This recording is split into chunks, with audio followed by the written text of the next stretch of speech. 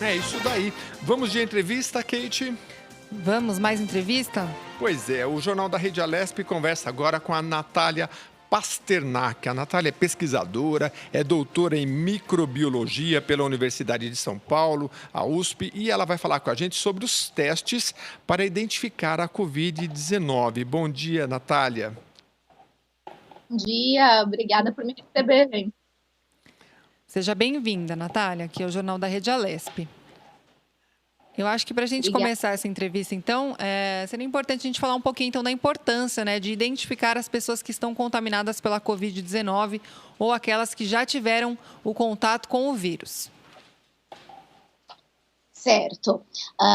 Identificar, rastrear pessoas é o mais importante para fazer um controle de epidemia eficiente. Então, todo o racional de como que você controla uma epidemia está baseado em você ter um diagnóstico claro, poder isolar aquela pessoa para que ela não infecte outras pessoas, poder rastrear os contatos dessa pessoa e testá-los também e conforme o resultado, isolá-los também. E assim você vai bloqueando a cadeia de transmissão do vírus.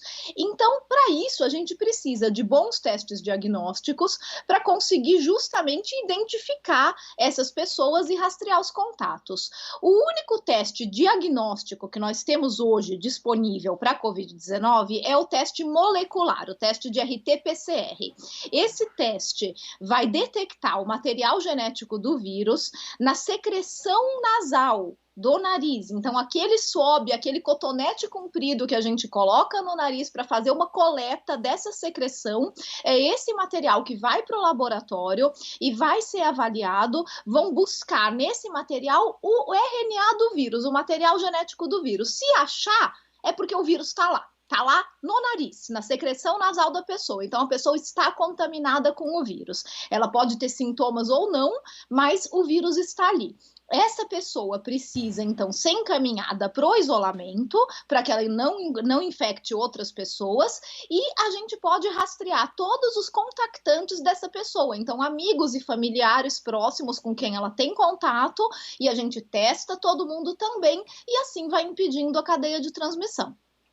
Muito bem. Aliás, a senhora falou aqui sobre o teste RT-PCR, esse que é feito no nariz, né? Que é tido, pelo menos pelo que eu tenho lido, como o mais preciso, né? E ele identifica, não é, doutora, se a pessoa está naquele momento com a Covid-19, né? Agora, eu queria saber, analisando os números de pessoas infectadas e óbitos, né? Causados pela Covid, eu queria saber se dá para ter uma ideia do cenário no país, ou ainda do cenário que a gente vive, o impacto, ou ainda seriam necessários mais testes, doutora?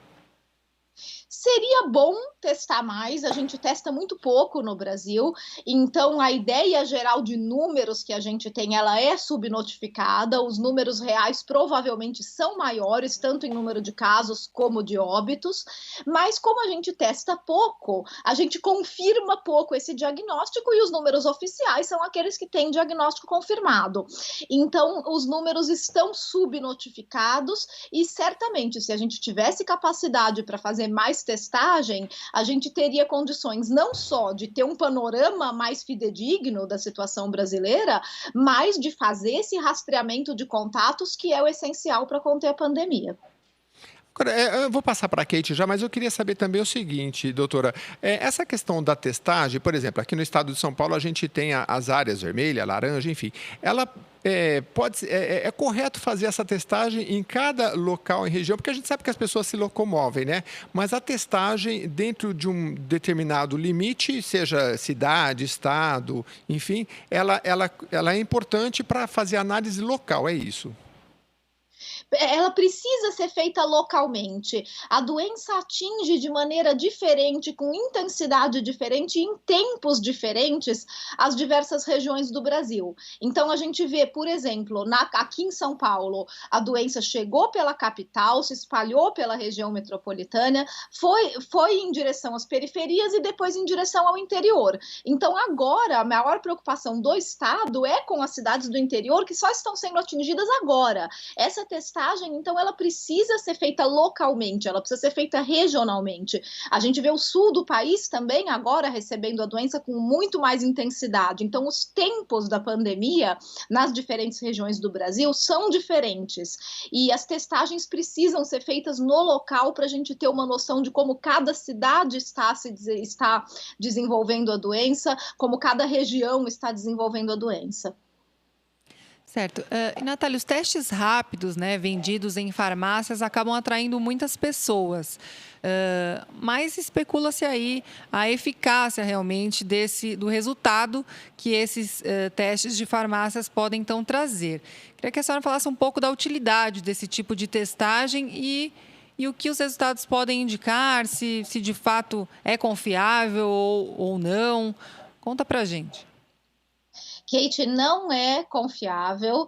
Os resultados desses testes, eles dão muito falso positivo e muito falso negativo. Eles têm baixa acurácia, isso quer dizer que eles têm baixa sensibilidade, baixa especificidade, que são características importantes do teste que dizem respeito à capacidade dele de realmente detectar anticorpos, não é vírus. Vamos deixar uma coisa bem clara, os testes rápidos e os testes sorológicos em geral, eles não detectam vírus, eles enxergam anticorpos no sangue. Então, eles estão enxergando uma resposta imune do indivíduo, de alguém que já teve contato com o vírus 3 semanas atrás e desenvolveu anticorpos. E a gente sabe hoje, com os estudos que saíram, que nem todo mundo desenvolve anticorpos para Covid-19. Esses anticorpos não são consistentes nem constantes, então muitas vezes depois de 2 meses no sangue, mesmo uma pessoa que desenvolveu, você não acha mais nada. Então fazer teste sorológico já não dá um bom resultado, um resultado muito confiável. O teste rápido é uma versão ruim do teste sorológico, por isso que ele é rápido. Ele serve para fazer exames epidemiológicos, ele serve para os cientistas, ele não serve para as pessoas, ele só serve como uma ferramenta de estudos em população, porque daí você pode corrigir o erro com técnicas de estatística. Para a pessoa, para uma informação pessoal, não serve para nada, só serve para confundir. A gente não pode confiar nos resultados deles e a interpretação mal feita desses resultados ainda pode levar as pessoas a comportamentos de risco. Podem se expor achando que estão protegidas contra a doença quando não estão. Então, esses testes rápidos de farmácia não servem para pessoas e não deveriam ser vendidos em farmácias. Nós estamos conversando com a Natália Pasternak, pesquisadora e doutora em microbiologia pela USP, está explicando aqui sobre os testes. Então, para deixar bem claro, doutora, nós temos aí, pelo que eu entendi, 3 tipos de testes. Nós temos o principal que a senhora falou, que é o PT-PCR, que é o mais indicado. Depois a gente vai ter o sorológico, que é aquele que a pessoa vai e no braço, por exemplo, tira o sangue, ou o teste rápido, que é esse das farmácias. Então, para o poder público, o que deve ser feito é o PT-PCR, aquele do algodãozinho no nariz, é isso. É esse teste que tem que ser feito para saber se a pessoa está ou não no momento com o coronavírus.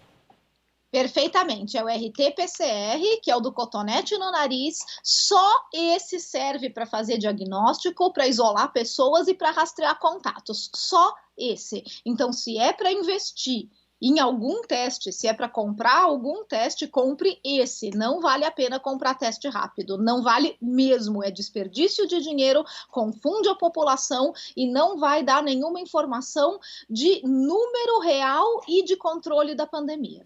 Rapidinho, Kate, só mais uma questão, para deixar bem claro. E a questão da data, doutora? Tem aquela coisa de fazer até 4 dias, até 10 dias, enfim, tem o tempo certo para fazer o PCR? Depois dos sintomas? Em geral, não, na verdade, você nem precisa de sintomas. Você pode ser perfeitamente assintomático e dar positivo num PCR, porque o vírus está se replicando no nariz. Então, em geral, para pessoas sintomáticas, assim que você tiver sintomas, você já pode fazer um PCR. A gente não tem muita restrição de tempo. Se o vírus estiver se replicando, você vai conseguir pegar o teste de PCR, é um teste bastante sensível, então ele vai conseguir detectar. A janela janela de tempo é mais importante para o sorológico, que, como você falou, existe um sorológico de qualidade, que é aquele que você faz no laboratório de diagnóstico, tirando sangue do braço, não é o rápido do dedinho.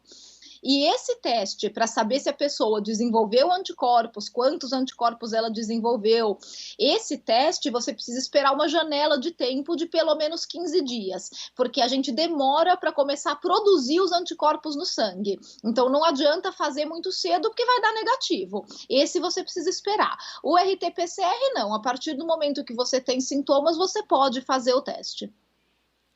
Certo. E, doutora, falando um pouco mais do teste sorológico, né? O que ele pode indicar, ou seja, de maneira sucinta, que tipo de informações do vírus a gente consegue detectar através do sangue?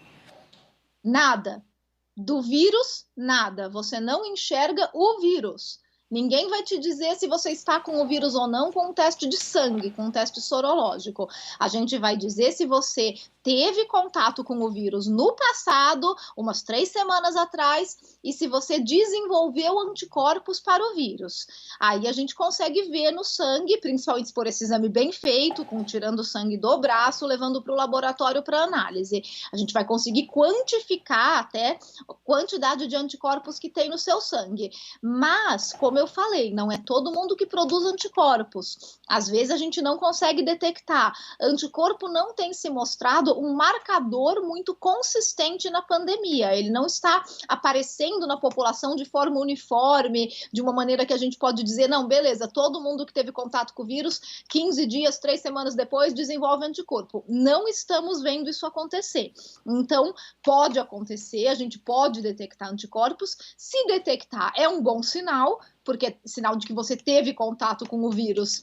E se você está bem, quer dizer que você se recuperou e fez anticorpos.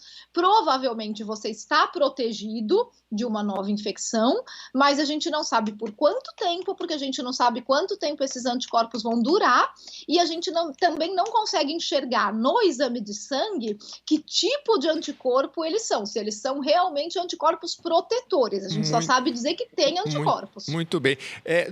Doutora, estão pedindo para encerrar, mas eu não posso. A senhora é uma referência nacional no tema, e eu queria só mais uma perguntinha, uma resposta bem breve. Eu queria saber o cenário ideal de testagem, e que a senhora também falasse no Brasil, e a senhora falasse um pouquinho sobre se a senhora tem acompanhado, tanto no Sistema Único de Saúde, ou para aqueles que têm um plano de saúde, como é que tem sido isso? Porque às vezes a pessoa tem plano, aí vai lá, o médico vai falar, não, faz aí um teste sorológico, né? O que seria ideal, né? Tanto para quem tem plano, para a classe médica orientar, e no Sistema Único de Saúde, em relação a esses testes, só para finalizar rapidamente, por favor.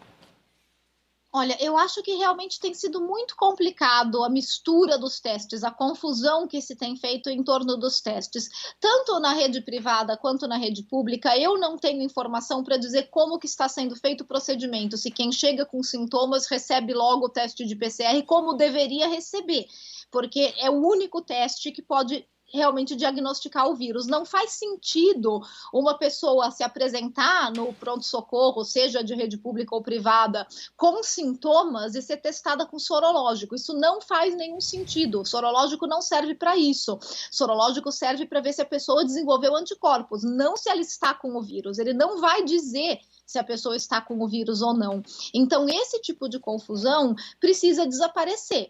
E esse tipo de confusão dentro do sistema de saúde, seja público ou privado, é um absurdo, porque denota que nem os sistemas de saúde, então, têm a compreensão de como funcionam esses testes. E o fato de que o governo do estado de São Paulo tem misturado os resultados desses testes como diagnóstico para fazer o número total de casos no estado é muito preocupante.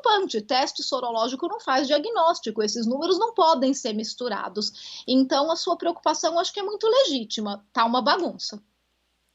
Tá certo. Nós conversamos então com Natália Pasternak, que é pesquisadora e doutora em microbiologia pela Universidade de São Paulo. Ela então que nos trouxe aí esclarecimentos importantes sobre os testes para identificar a Covid-19. Doutora, muito obrigada pela gentileza de conversar conosco e por trazer aí esclarecimentos tão importantes num momento como esse.